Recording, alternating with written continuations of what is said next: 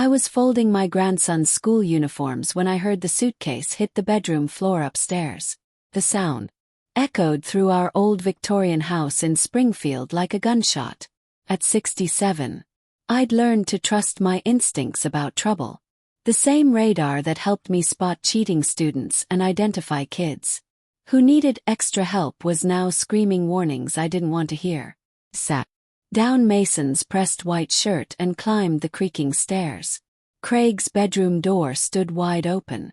He was shoving clothes into his black travel bag with the desperate efficiency of someone fleeing a fire. No folding, no organization, just grabbing stuff. His work laptop sat open on the unmade bed. Multiple browser windows glowing on the screen. Going somewhere? He asked from the doorway. He didn't look up. Business trip. Last-minute thing.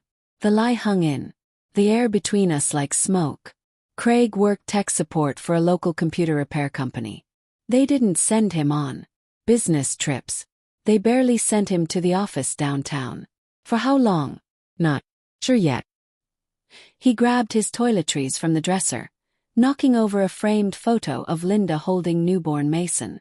The glass cracked against the hardwood floor, but Craig stepped over it without pause. My heart clenched. That photo had sat in the same spot since Linda died, giving birth to Mason. Craig used to kiss his fingertips and touch the frame every night before bed. Now he walked past his wife's broken image like it was debris. Craig, stop. I moved into the room. Talk to me. What's really happening here? He finally met my eyes. And what I saw there chilled me to the bone. Nothing. No guilt, no sadness, no connection, just cold determination and something that looked almost like relief. I'm leaving, Mom. I should have done this years ago. The words hit me like a physical blow. All those years of raising his son while he worked through his grief. More than a decade of being the mother Mason needed, while Craig slowly disappeared into his computer screens and late-night activities I'd chosen not to question. Over a decade of holding our fractured family together with my teacher's pension and grandmother's love. What about Mason? He's better off with you. He always has been. Craig zipped the suitcase with finality. The sound seemed to echo through the house, probably reaching Mason's room where my grandson was, supposedly doing homework. You can't just abandon your son. I'm not abandoning him. I'm leaving him with the person who actually raised him. Craig lifted the suitcase from the bed. You've been his real parent since day one. It's official. The casual cruelty of his words left me speechless. He walked past me toward the stairs and I grabbed his arm. Craig, please. Whatever's wrong, we can work through it as a family. He shrugged away from my touch like I was a stranger. There is no family, Mom. There's just you and Mason playing house while I pay the bills. Well, now you can figure out how to pay them yourself. Blood turned to ice water. What does that mean? But Craig was already heading downstairs, dragging his suitcase behind him. I followed, my slippers catching on the worn carpet runner. In the living room, Mason sat at the antique desk doing algebra homework. He looked up when we entered, taking in his father's suitcase and my panicked expression with those intelligent brown eyes that reminded me so much of Linda. Going somewhere, Dad? Craig paused at the front door. For just a moment, I thought I saw his resolve waver as he looked at his son. Mason had grown tall and lean like his father had been at that age. But with Linda's thoughtful nature and quiet intensity, I need some time away, buddy. Grandma will take care of you. For how long? I don't know yet.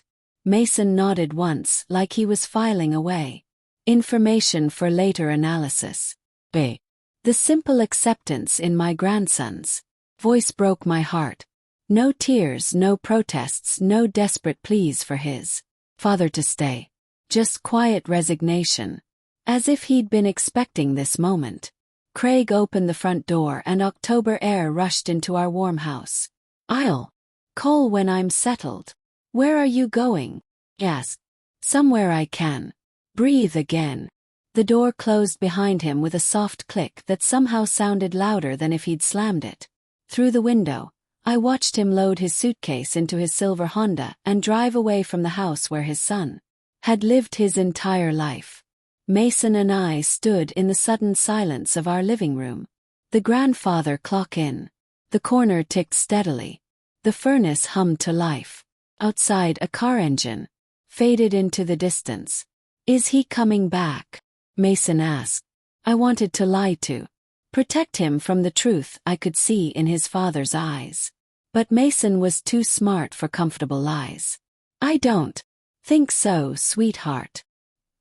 He closed his algebra book with careful precision and stacked it neatly with his other textbooks.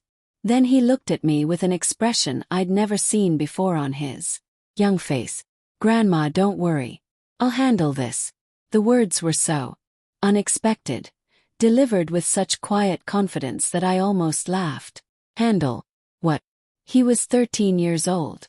What could he possibly handle about his father abandoning us? But something in his tone made me pause. There was no childish bravado, no empty comfort, just calm certainty, like he knew something I didn't. "What do you mean, Mason?" He picked up his books and headed toward the stairs. "I need to check our bank accounts first. Then we'll know exactly what we're dealing with." Bank accounts. My 13-year-old grandson was talking about checking bank accounts. Mason. Wait. But he was already climbing the stairs to his room, leaving me alone in a house that suddenly felt enormous and empty, with questions I couldn't answer and a future I couldn't see. Before we continue, please leave a comment telling us where you're watching from and subscribe to Never Too Old channel. We're creating a community of incredible women who know that our best chapters can happen at any age. Now back to the story. That first night without Craig, I couldn't sleep.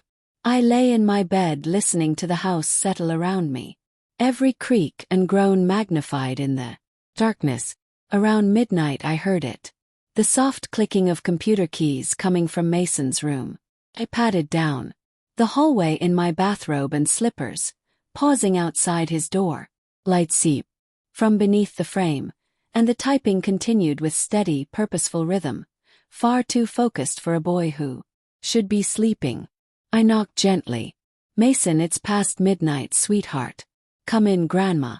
I pushed open the door to find Mason sitting at his desk still, fully dressed, surrounded by notebooks and printed papers. His laptop screen glowed with what looked like multiple windows and data streams I couldn't begin to understand. "What are you doing up so late?" "Research," he gestured to the papers scattered across his desk. "I've been going through Dad's digital footprints for the past 3 hours." Digital footprints. I moved closer, trying to make sense of the documents: bank statements, credit reports, what looked like email printouts, all bearing our family name. "Mason, where did you get these?" "Dad isn't very careful with his passwords." He clicked something on his laptop and a new window opened showing what appeared to be Craig's email account. "He uses the same one for everything. Linda 2010, the year they got married." My stomach dropped. "Hacked into your father's email." "Technically, I just logged in with his password. It's not hacking if he left." The door unlocked. Mason's matter-of-fact tone made my head spin. "Grandma, you need to sit down. What I found is worse than we thought." I sank into the chair beside his desk, my legs suddenly unsteady. "How much worse?" Mason handed me a printed bank statement with my name at the top. I stared at the numbers, blinking hard to make sure I was reading correctly. "This can't be right. My savings account shows $12. Right." His young voice carried a weight no child should bear. "Dad didn't just take some money when he left. He's been draining our accounts for months." The paper trembled in my hands. $12. Life savings accumulated over decades of teaching reduced to pocket change. About Mason's college fund. Mason handed me another statement. The account that should have contained $43,000 showed zero. The word came out as a whisper. No, that money was protected. It was in a special education savings account. Not anymore. Mason pulled up another document on his screen. 3 weeks ago, Dad transferred it all to his personal checking account. Then he moved it somewhere else. I felt like I was drowning in numbers and betrayal. Somewhere elsewhere. That's what took me so long to figure out. Mason's fingers moved across the keyboard with practiced ease. Dad's been working with someone. Her name is Vanessa Torres. She works at Meridian Financial Services downtown. He pulled up a social media profile showing a young woman with dark hair and a bright smile.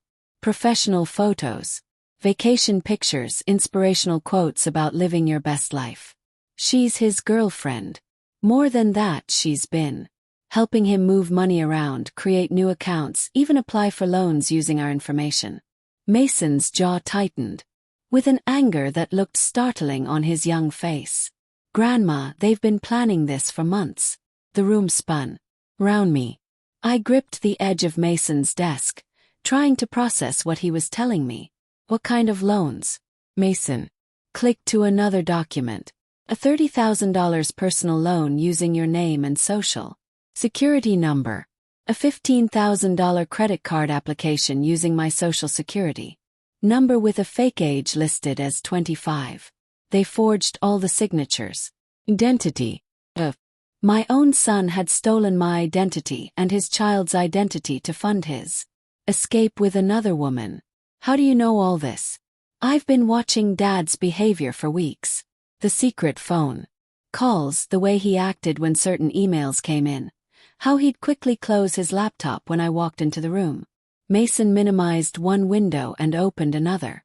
I started paying attention because something felt wrong, and I learned how to see what he was hiding.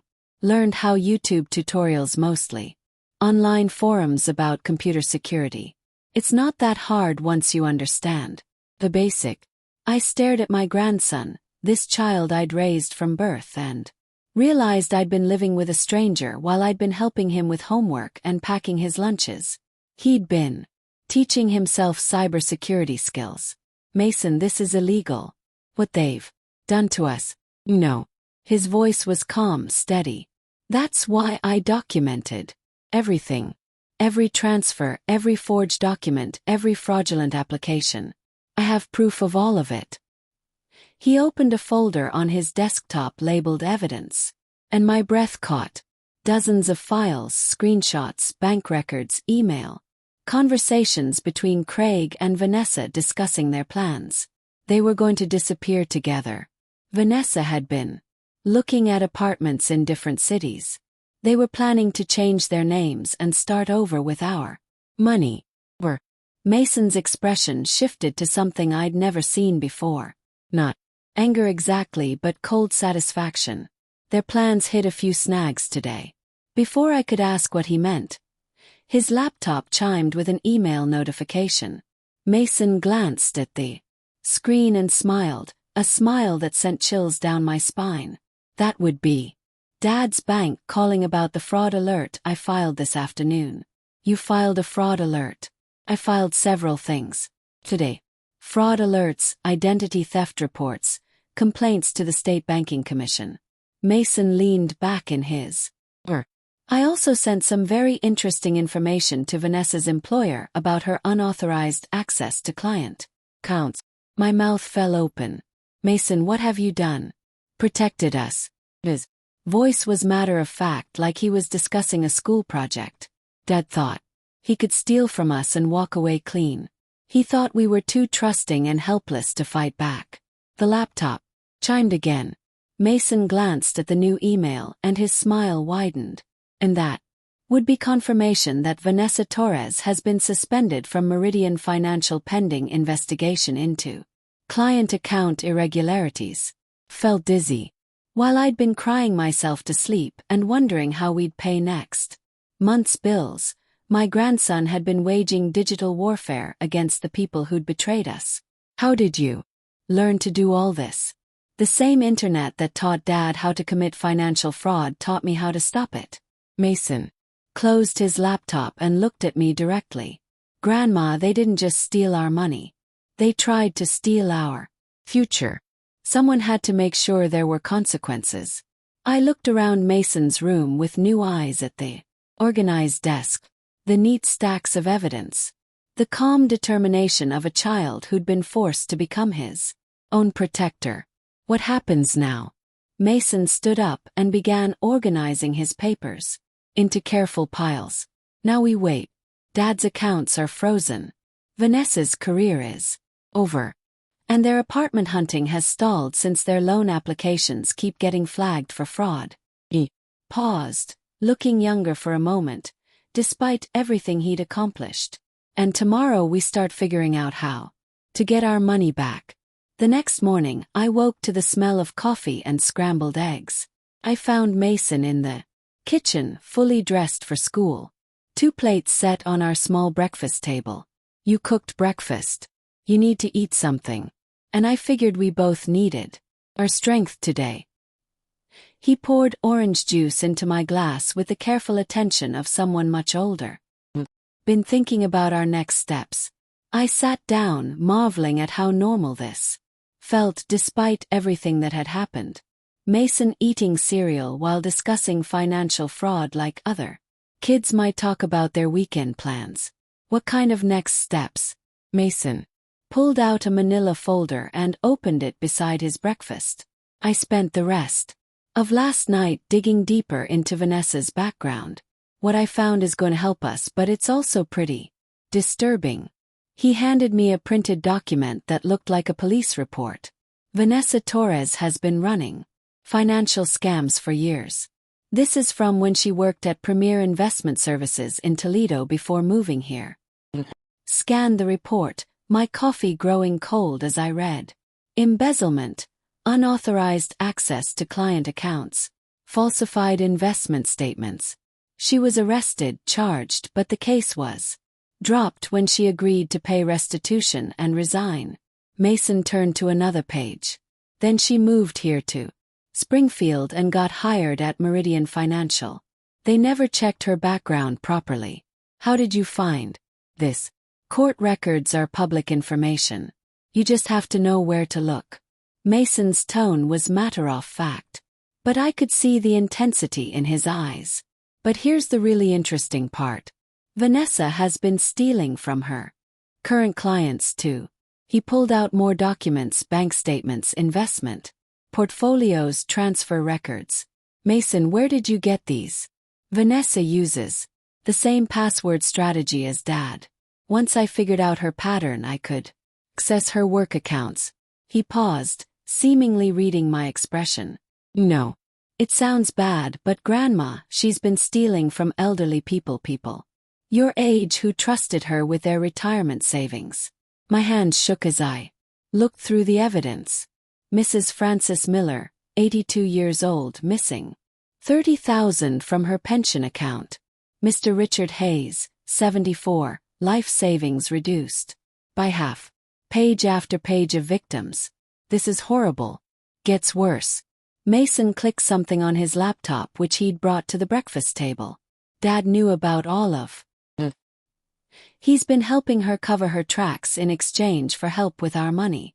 The screen showed email conversations between Craig and Vanessa. My son discussing how to hide stolen funds, how to create false digital trails, how to make elderly victims think their missing money was due to market losses. Your father helped her steal from other families. He set up fake investment accounts to make the thefts look legitimate. He created false documents to show fake losses. He even helped her identify which clients had the most money and the least family oversight. Mason's young voice carried a disgust that broke my heart. Dad didn't just betray us. Grandma, he's been betraying innocent people for months. I pushed my breakfast away, my appetite completely gone. My son hadn't just stolen from his own family.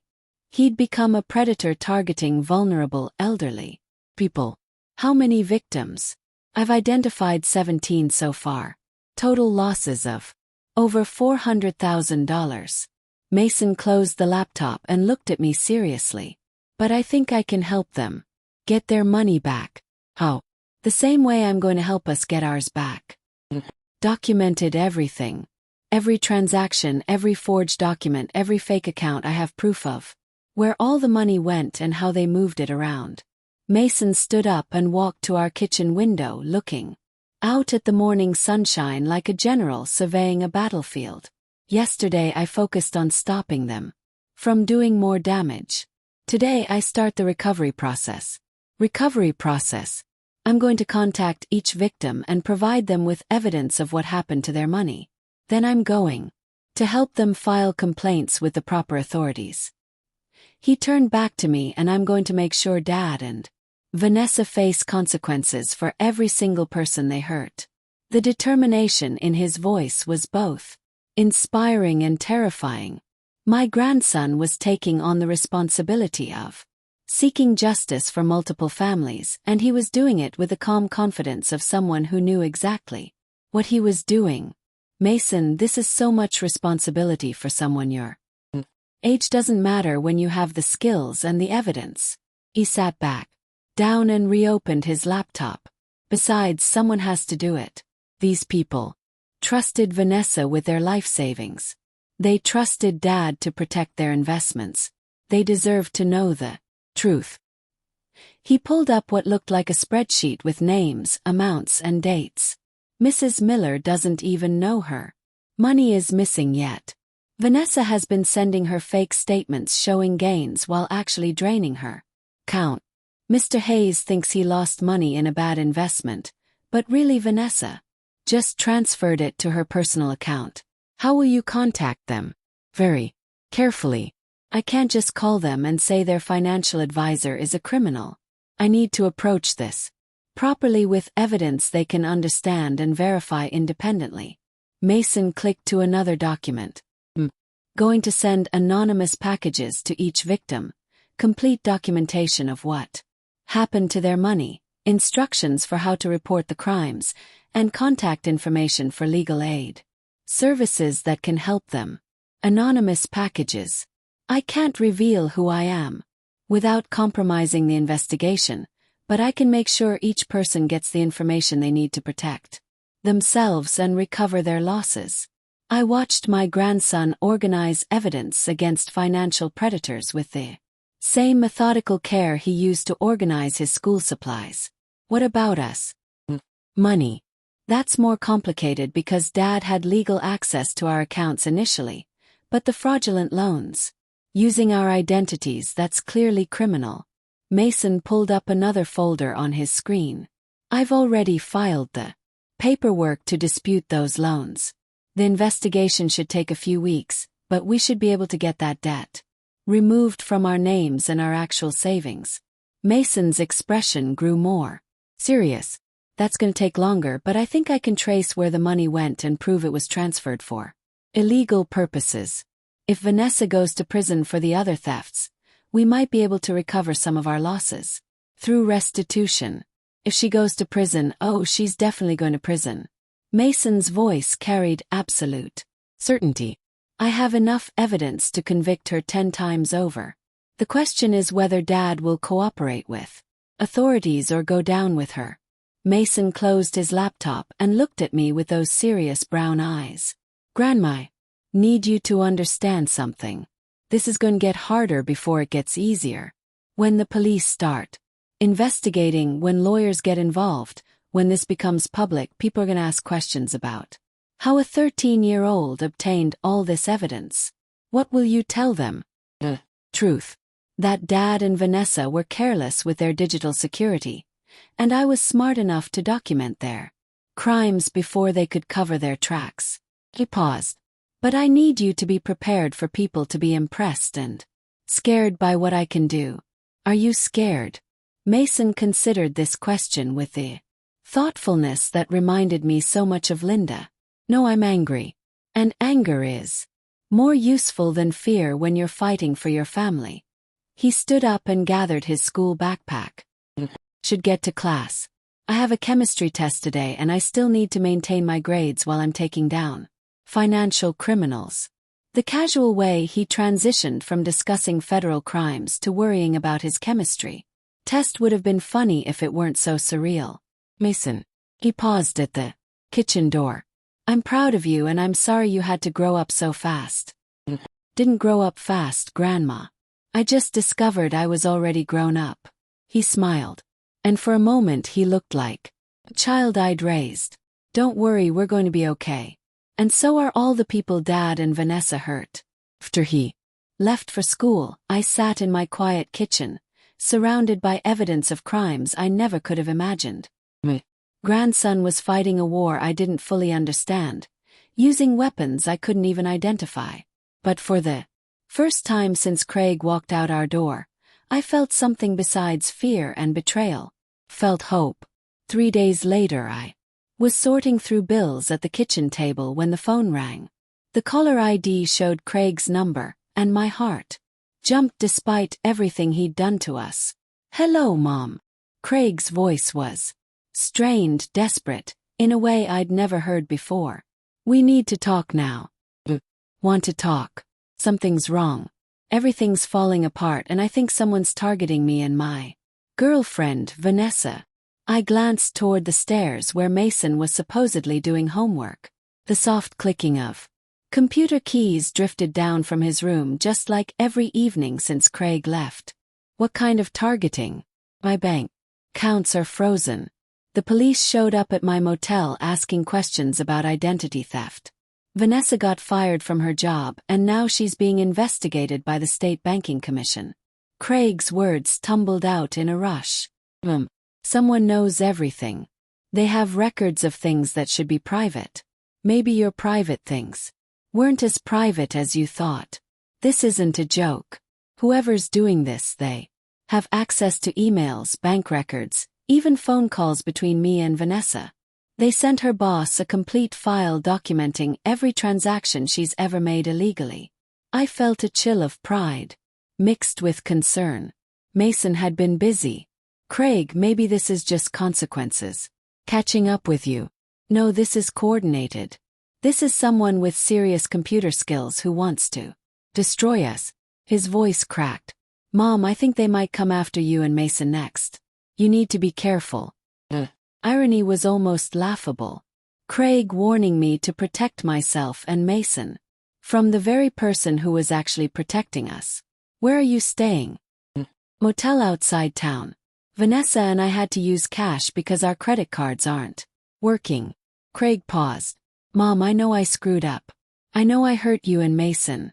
But I never meant for it to go this far. How far did you mean for it to go? I was just going to borrow the money temporarily. Vanessa had this investment opportunity that was guaranteed to triple our money within 6 months. We were going to pay everything back with interest. The same tired lie criminals always told themselves. It was just borrowing. It was going to work out. Nobody was going to get hurt. Craig, you stole Mason's college fund. You used our identities to get loans. That's not borrowing. That's fraud. No. But Mom, listen to me. Whoever's doing this to us, they're not just exposing what we did. They're actively sabotaging. Our car got repossessed yesterday. The apartment we were going to rent in Jacksonville fell through because the landlord received an anonymous tip about our background. Someone is hunting us. Jacksonville. So, they had settled on a destination after their original plans fell apart. Maybe you should turn yourself in. Turn myself in for what? Borrowing money from my own family. Taking out loans using family information. Craig's desperation was turning to anger. What we did might be morally wrong, but most of it isn't technically illegal. What about the elderly people your girlfriend stole from? The silence on Craig's end stretched for nearly 10 seconds. How do you know about that? The same way someone else knows about it. The same way the police know about it. The same way Vanessa's former employer knows about it. I kept my voice steady though my heart was racing. Craig, you didn't just betray your family. You helped that woman steal from innocent people. Never, I didn't. Craig struggled with words. Look, Vanessa had some problems at her old job, but that was different. What we did with your money was just family business. Family business. Voice rose despite my efforts to stay calm. You abandoned your son and stole his future to run away with a criminal. She's not a criminal. She made some mistakes, but she's trying to start over. We both are. The clicking from upstairs stopped suddenly. A moment later, I heard Mason's bedroom door open and his quiet footsteps on the stairs. Craig, I think you need to face reality. Your girlfriend is going to prison for embezzlement. You're probably going to prison for fraud. And Mason and I are going to rebuild our lives without you. Prison. Craig's voice jumped an octave. Mom, nobody's going to prison. This is all just a misunderstanding that got blown out of proportion. Mason appeared in the kitchen doorway, moving silently, to stand beside my chair. He held up his laptop screen, showing me what looked like a news article. The headline read, "Local financial advisor arrested in embezzlement scheme." My breath caught. Craig, you should probably turn on the news. Why? Your girlfriend was arrested this morning. The sound that came through the phone was somewhere between a sob and a scream. That's impossible.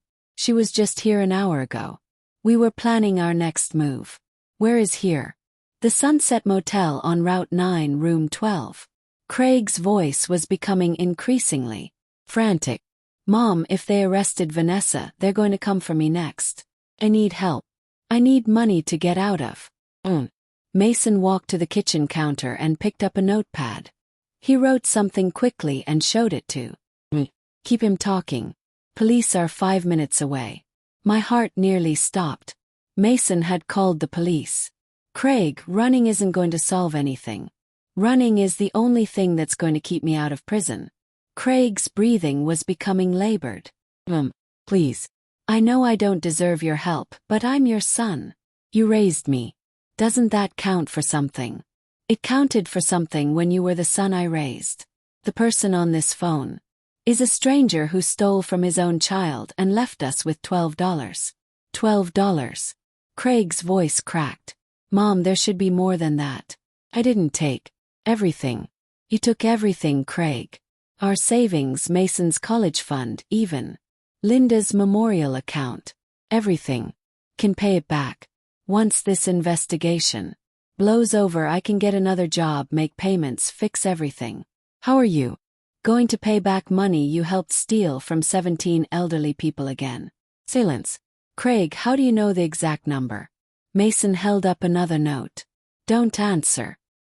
I know because the evidence is public now. Police, lawyers, victims, families. Everyone knows what you and Vanessa did. Someone's been feeding you information. Craig's voice turned suspicious. Mom, who have you been talking to? Did you hire a private investigator? I don't need to hire anyone, Craig. You and Vanessa were sloppy. You left digital fingerprints everywhere. Digital fingerprints. Craig paused. Mom, you barely know how to use email. How would you know about digital fingerprints? Mason moved to the window and peered through the curtains. He held 3 fingers, then 2, then 1. Maybe I'm not as helpless as you. But, Mom, I need you to listen to me very carefully. Whoever's been helping you, whoever's been giving you this information, they're dangerous. They've destroyed my life. They've destroyed Vanessa's life. And they won't stop until the line went quiet except for muffled voices in the background. Craig. His voice was different now, defeated. Have to go. The police are here. Through the phone, I could hear official voices, the sound of handcuffs. Clicking, someone reading writes. Craig Bennett, you're under arrest for identity theft, wire fraud, and conspiracy to commit embezzlement. The line went dead. Mason closed his laptop and sat down across from me at the kitchen table. Is it over? Yes. The arrests are over. The recovery process is just beginning. Mason's voice carried the same calm certainty I'd grown to recognize. But yes, Grandma, the part where we were victims is over. Now we get to be survivors. I looked at my grandson, this child who'd systematically dismantled 2 adult criminals with nothing but intelligence and determination, and finally understood what had really happened here. Craig thought some mysterious enemy had targeted him. He'd spent days looking over his shoulder, paranoid about who was hunting him down. He never suspected that his own son had been watching him all along. The boy he'd abandoned without a second thought had become the architect of his downfall. Mason hadn't just protected us. He'd delivered justice to every family Craig and his girlfriend had betrayed. He'd done it all while keeping up with his homework and taking chemistry tests. My grandson had given Craig exactly what he deserved: consequences. Real family doesn't abandon each other when things get difficult. Real family doesn't steal futures to fund selfish dreams. But real family also doesn't let anyone hurt the people they love, not even when that someone shares their last name. 6 months later, I was reading a novel at my kitchen table when Mason burst through the front door with more energy than I'd seen from him since before Craig left. "Grandma, check this out." He dropped his backpack and pulled out an official-looking envelope. "It's from the district attorney's office." I set down my book and took the letter. The state seal at the top made my heart race. "Restitution payment," I read aloud, "in the amount of $18,400. That's from Vanessa's assets," Mason explained, practically bouncing on his feet. "They sold her car, her jewelry, liquidated some investments she made with stolen money. We're getting back almost half of what Dad took from us. $18,000. Not everything, but enough to breathe again. Enough to start rebuilding. Mason's college fund. What about the other families?" Mrs. Miller got back $22,000. Mr. Hayes got his full amount because they caught Vanessa before she could move all of his money. Mason sat down across from me, his eyes bright with satisfaction. 17 families are getting something back. Not everything, but something. I folded the letter fully, still hardly believing it was real. "And your father?" Mason's expression grew more serious. 5 years in federal prison. He pleaded guilty to avoid a longer sentence. He paused. "His lawyer says he might get out in 4 with good behavior." 4 years. Part of me felt relief that it wasn't longer. Part of me wondered if it was long enough. "How do you feel about that?" Mason considered the question with his usual thoughtfulness. "Feel like justice happened. Not revenge, just consequences." He pulled his laptop from his backpack. "But Grandma, I want to show you something else." The screen displayed what looked like a professional website. The header read, "Family Financial Protection Services, keeping families safe from financial fraud." "Mason, what is this? Remember how I said I wanted to help other families? Well, I've been working on this for months." He clicked through different pages showing services, testimonials, educational resources. "I've helped 12 families recover stolen money so far, and I've taught dozens of people how to protect themselves from financial fraud." The website was sophisticated, clearly designed, completely professional. At the bottom, I saw the founder's name, M. Bennett, Certified Financial Crime Prevention Specialist. Certified by who? I took an online course through the National Association of Financial Crime Investigators, passed their certification exam last month. Mason grinned. "I'm probably the youngest certified financial crime specialist in the country." I stared at my grandson, this remarkable young man who'd turned our worst experience into a mission to help others. "Are you making money from this?" "Some enough to help with household expenses and start rebuilding my college fund." He pulled up another page showing client testimonials. "But honestly, Grandma, I'm not doing it for the money. I'm doing it because I know what it feels like when someone you trust betrays you, and I know what it feels like to fight back and win." Soft chime came from his laptop. Mason glanced at the notification, and his expression grew focused. "I need to take this call. It's a family in Oregon whose teenage son has been stealing his grandmother's Social Security checks." He stood up, already shifting into his professional mode. "Mason, wait." I caught his hand. "Are you happy? Really happy? He paused, looking at me with those serious brown eyes that reminded me so much of Linda. I'm proud, Grandma, of what we survived, of what I can do to help people, of how strong we've become. He squeezed my hand. Dad thought abandoning us would break us. Instead, it taught us what we're really made of. After he went upstairs to take his call, I sat in my quiet kitchen, thinking about how much had changed. We'd moved to a smaller house across town, but it felt more like home than the Victorian ever had. I'd gone back to substitute teaching a few days a week, not because we needed the money as desperately as before, but because I missed working with students. Mason had grown 3 inches and developed the quiet confidence of someone who'd faced down real danger and emerged victorious. He still got straight A's, still helped with dinner, still kissed my cheek good night, but he also ran a business that protected families from financial predators. He spoke at community centers about digital security. He consulted with law enforcement agencies about cybercrime prevention. My 13-year-old grandson had become someone I looked up to. The phone rang, interrupting my I glanced at the caller ID and froze. Springfield Correctional Facility. Craig. I stared at the ringing phone, remembering the last time we'd spoken. The desperation in his voice. The sound of handcuffs clicking. The moment his old life ended and his new reality began. The phone kept ringing. After 6 rings, it went to voicemail. 2 minutes later, it rang again. Springfield Correctional Facility. I picked up the phone and then, without answering, I turned it off. Some bridges, once burned, don't get rebuilt. Some forgiveness has to be earned, not demanded. And some consequences last exactly as long as they should.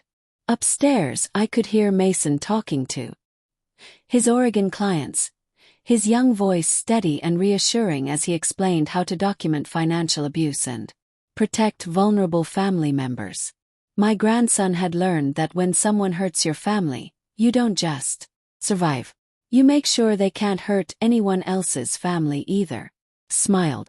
And went back to grading essays, listening to the sound of justice being served one phone call at a time. Oh, that's my story. I'd love to hear what you think. Was I wrong to let Mason handle everything instead of going to the police myself from the beginning? Let me know in the comments and subscribe for more stories like mine.